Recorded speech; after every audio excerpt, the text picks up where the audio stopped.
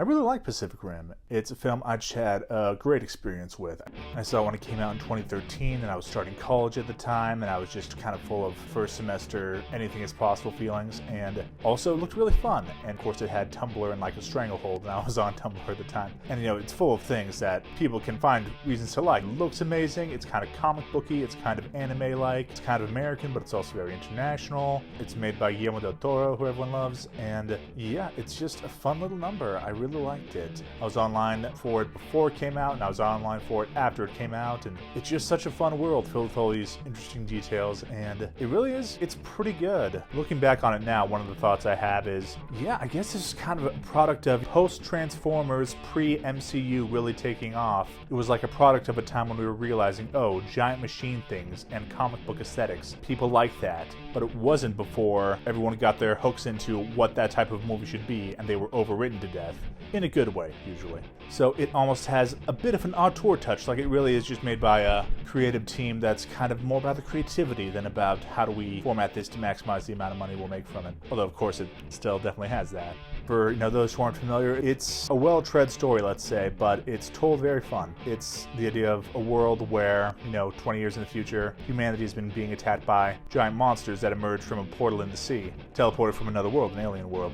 And so humanity, for some reason, it's always for some reason for this genre, decided that the best way to fight these creatures was with giant fighting robots. And what we're seeing in the story is the story of the final defeat of the robots in the last days of the robots being viable, where it's all or nothing. We've got to get it this time or we're never going to get it. And it's just this really fun world. It's very funly imagined, and we follow a set of particular pilots, but also it's an ensemble film. We follow the boss of this robot fighting army, we follow a new pilot, we follow an old pilot, we follow scientists, we follow just people living in this world and interacting with everything in it. And then we get these spectacular robot kaiju fights. And yeah, it's very fun. The things that occur to me now, looking at it, having watched it again recently, is that it still looks amazing. The special effects hold up. It doesn't look aged or anything. It looks spectacular. And the second thought I have is, I could be wrong about this, but this seems like probably what a lot of our King Kong and Godzilla movies have been drawing influence from for the last 10 years. Not drawing influence exactly, but I see a lot of the same techniques, and I wonder, or rather I hope, that a lot of the people who worked on Pacific Rim have also since worked on Godzilla and King Kong movies. Because there's a lot of similarities in, of course, what they're portraying, but also it has a lot of similarities to the very best of those new movies, and how the camera moves, or how the creatures are designed, or how the shots are filled with particle elements, but in a good way that enhance the realism. Watching this reminds me of watching Godzilla King of the Monsters, which for my money is still the very best Godzilla movie we'd had since the reboot. I think all the new Godzilla movies are very good, but I think that one is just a cut above the others. It's like there's this specific art and craft to honing giant monster battles, and this film and that film are the very best of them.